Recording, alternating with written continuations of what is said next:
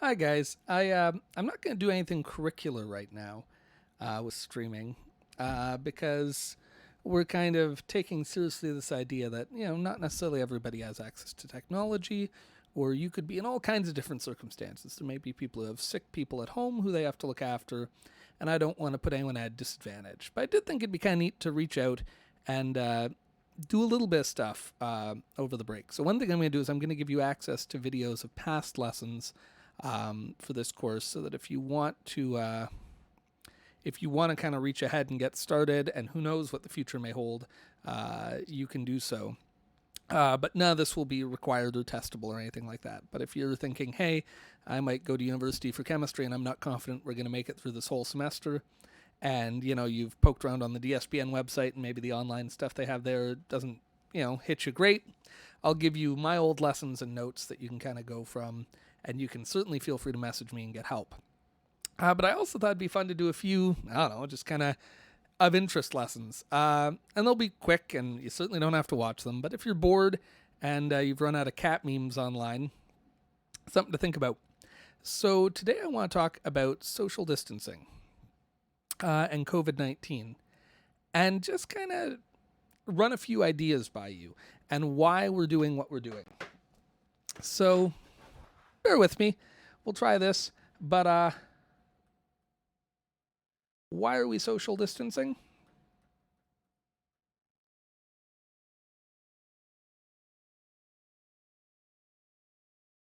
The answer is to slow infection rates,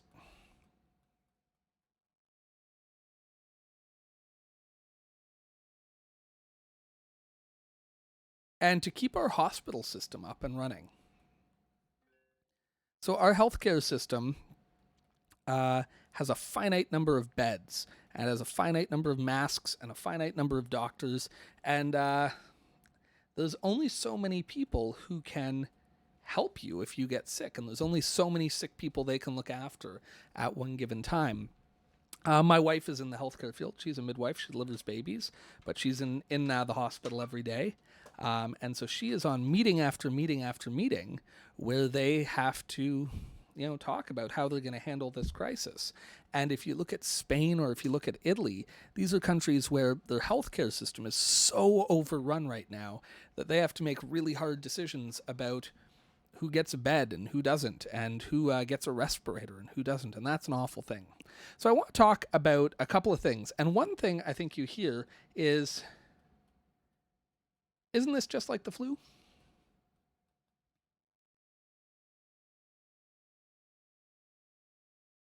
And that's, something you'll come across people saying. This is just like the flu. The flu kills 50,000 people in the US every year and a half million people worldwide. And that's awful, but we don't stop the whole world for that. So why are we stopping the whole world for this? And the short answer to the question is no, it's not just like the flu. And here's why. On average, if I am here and I get the flu, which makes me sad,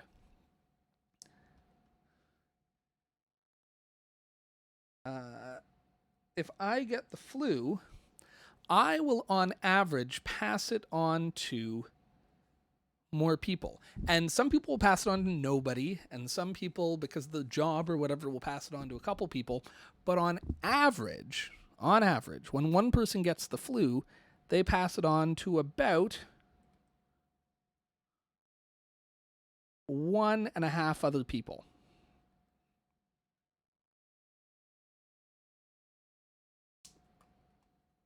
Maybe like this. Um, Depending on the season, numbers vary, but on average, one infection leads to about 1.5 as the infection spread rate.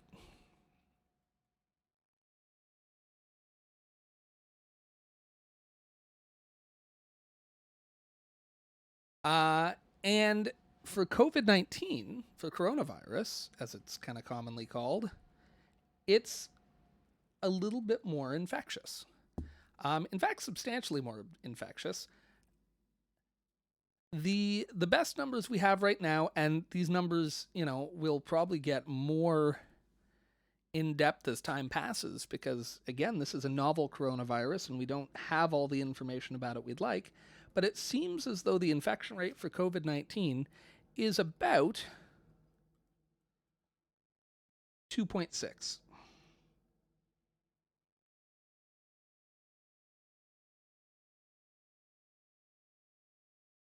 Now, you may look at that and say that those numbers seem really, really, really similar. And you would, of course, be forgiven for thinking that. I mean, those numbers look pretty similar.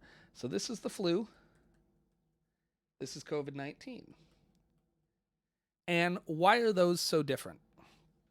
Well, this is where it helps to be able to do a little bit of graphic modeling. And if you have taken functions, or even if you're in grade 11 math, you should have looked at exponential functions. So we can do this, but we could say, okay, if I started off with just one person, and I said every one person is going to spread the disease to 1.6 people, and that's going to happen over and over again, then when I first get sick, I'm just one person.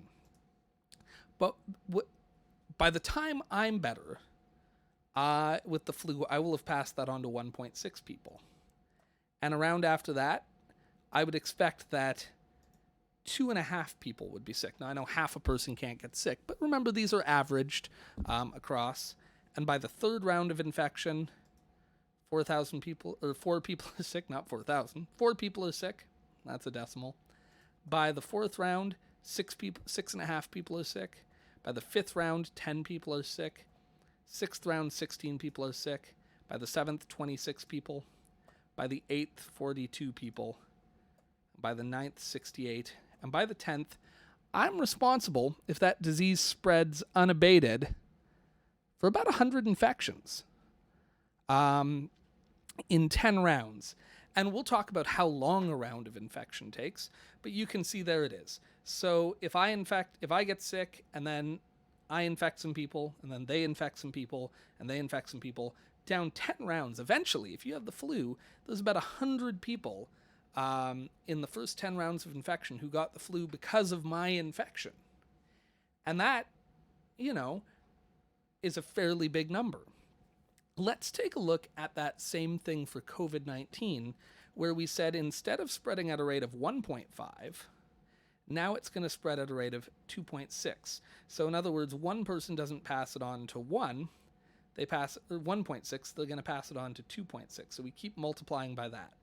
So in this case, we're going to make a table, and we'll say, okay, in this case, every one person is going to pass it on to 2.6 people. So we're always going to be multiplying that number by 2.6, and we'll do that to the exponent x. All right, so that means the first time I get sick now, instead of 1.6 people being infected, 2.6 people are infected. And that doesn't look meaningfully different. There we are. But then, if we give it to a second person, now instead of it being 2.5 people are sick, it's already 6.7. You can see that's a meaningful gap. By the third round of infection, I've made 17 people sick. I mean, I haven't made them sick. The disease has made them sick. But the original disease spread from me has now spread to 17 people. By the fourth round of infection, we're already up to 45 people. And you can see that is already, 8 times what the flu would have done. By the fifth round of infection, we're up to 118. So it has taken us half as many rounds of infection to reach the same level there. And not to belabor the point, but 6, 7, 8, 9, and 10, instead of being responsible for 100 flu cases, my initial infection with this nasty disease is now responsible for over 10,000. In fact, almost 15,000. And you can see that in very short order, by point of comparison, The flu just looks like a flat line where COVID will grow exponentially. Now, nothing is going to grow exponentially forever. And we can talk about that. Eventually, enough people get sick that it's hard to find new people to infect, but that isn't a very comforting thing. So, would we expect this to grow exponentially like this in perpetuity? No. No, we would expect that eventually it would slow down. But still, you can see this is a scary and dangerous trend when you compare the two. Getting sick with the flu isn't nearly as infectious as getting sick with COVID-19, as the current numbers give it to us. You can see that's just essentially a flat line versus this curve. Now, the other thing to keep in mind is how deadly these diseases are. And we don't entirely know how deadly these diseases are. But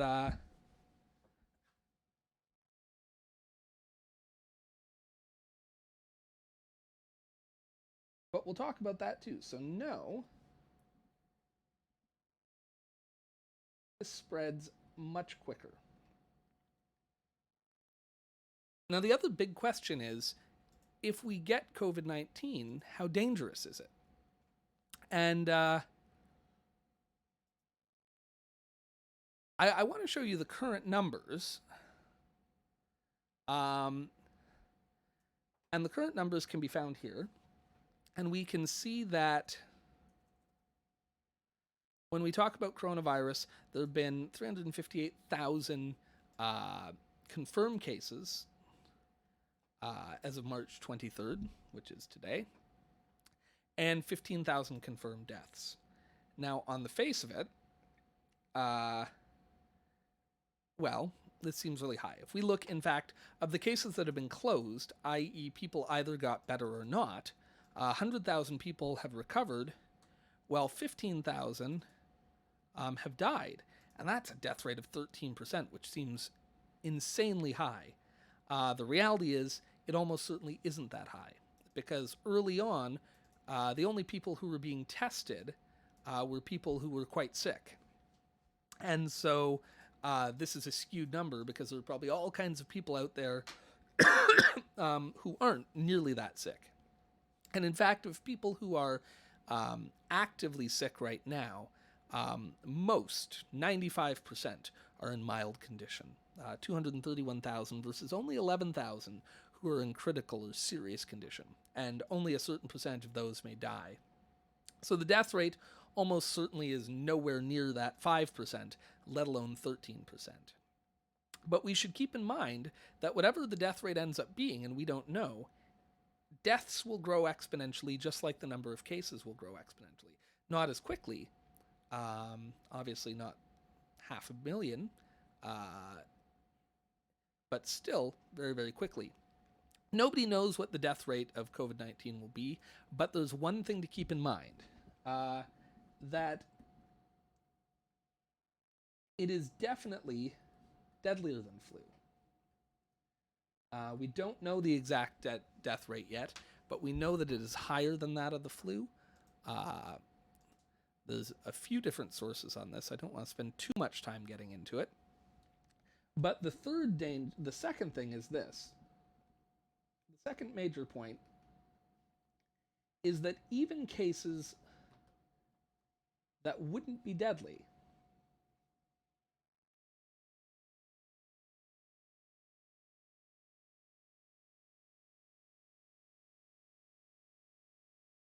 can become deadly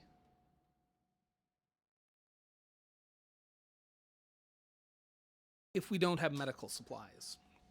So there will be many cases of COVID-19 where all somebody needs as treatment is a respirator, which is a breathing device, or where all they need is medical intervention and a place to be hydrated and taken care of. But when the healthcare system becomes spread thin, when there's not enough doctors to look after people, oh, sorry, not what I meant to bring up at all. When there's not enough doctors to look after people, then we can find ourselves in a position where people are dying not because the disease necessarily must have killed them, but simply because they can't get the medical help they need. So none of this is meant to scare you. It's a weird thing about public health, and it's a weird thing about diseases, that the individual risk, the risk to you individually, is quite low.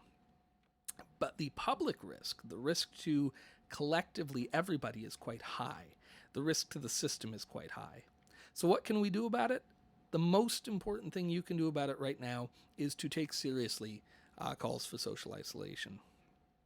Don't be bravura about it. Don't think, oh, I'm tough and I will be fine. You may be fine, but keep in mind that just because you're fine doesn't mean you won't be responsible for spreading the disease like this. One of the scary things is that we can spread the disease without realizing that we're doing so. It is very possible for us to be asymptomatic, which means to be showing no symptoms of the disease and yet in fact spread it. Not because we are, trying to be uncaring or anything like that, but simply because we didn't know we were sick. So the best public health advice we've been given right now is everyone needs to stay home, that we need to socially distance from each other, which means if you do have to go outside, make sure you keep a good, healthy distance from people. I've been going on walks, but I've been doing so, sometimes climbing a hill to avoid people on the path. It may seem ridiculous, but this is how we're going to look out for each other and take care of each other. And just keep in mind that you may be saving somebody's life who you do not know, and who will never know that you've saved their life by staying inside and staying away from people, but you will have done so. And keep in mind that when you go out, you may be putting people at risk whom you'll never meet, but who are, people's parents and people's brothers and sisters, and who may be in a more vulnerable portion of the population than you are. Like infants and newborns, like the elderly, like people with respiratory diseases. The last thing I'll say is that unlike a flu, which almost exclusively harms people like that, the numbers for COVID-19 of people younger than that and healthier than that have not been great. So please don't panic. That's not the point of this. But do take it seriously and know that the math backs that up. I'm going to throw a couple other videos out about this. Tomorrow I'll have a cheerier topic, I promise. We'll do something a bit more interesting. But I just want to encourage you all to keep doing what you're doing. You can see I'm taking social isolation seriously because I really need to buy some razors, but haven't. Maybe I'll order some on Amazon. Anyway, take care of each other from a distance and stay healthy. And if you have any questions about anything, don't hesitate to let me know. And tomorrow I'll be updating some content. I'll be throwing all of your online stuff there. But don't feel stressed about school. Look at it if it's a distraction for you. Work on it if it gives you something to do. But the most important thing right now is to take care of each other and to stay safe. All right, that's all.